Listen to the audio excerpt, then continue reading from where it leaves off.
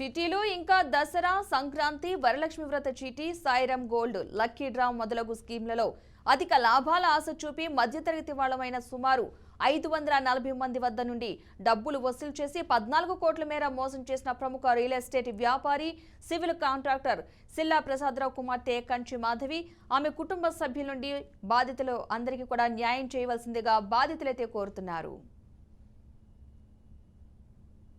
ఒకే ఏరియాలో ఉంటాం మేమందరమీని. సిల్లా ప్రసాదరావు అని అలియాస్ ద్వారా అంటారు. వీళ్ళ ఐదుగురును కొంతకాలంగా మా దగ్గర చీటీలు నిర్వహిస్తున్నారు. వాళ్ళ దగ్గర మేము కడుతున్నాం మొత్తం అందరమీని. 2018 నుంచి ఆవిడ చీటీలు నిర్వహిస్తున్నారు.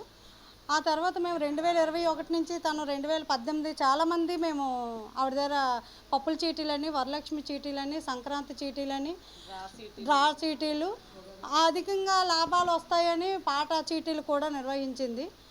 కొంతకాలంగా మొత్తం 540 మంది చేత ఆవిడ అన్ని విధాల చీటీలు నిర్వహించి మాకేమన్నా డిసెంబర్ నుంచి మొత్తం ఆపేసి నేను సైట్లు అమ్మేసి ఇస్తాను, మీకు కొద్ది రోజులు నాకు 2 నెలలు టైం ఇవ్వండి అని అంటే మేము ఎవరికైనా ఒక అవకాశం ఇవ్వాలి కదని 2 నెలలు టైం ఇచ్చాము. 2 నెలల టైంని 8 నెలలు చేసింది.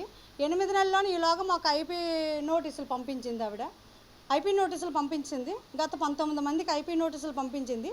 తర్వాత ఏమని వాళ్ళ పేరునున్న ఆస్తులు, మా అమౌంట్తో కొన్ని ఆస్తులన్నీ ఏమని వాళ్ళ చెల్లి పేరుని, వాళ్ళ అమ్మగారి పేరుని, వాళ్ళ తమ్ముడి పేరుని రిజిస్ట్రేషన్ చేసింది. ఇదే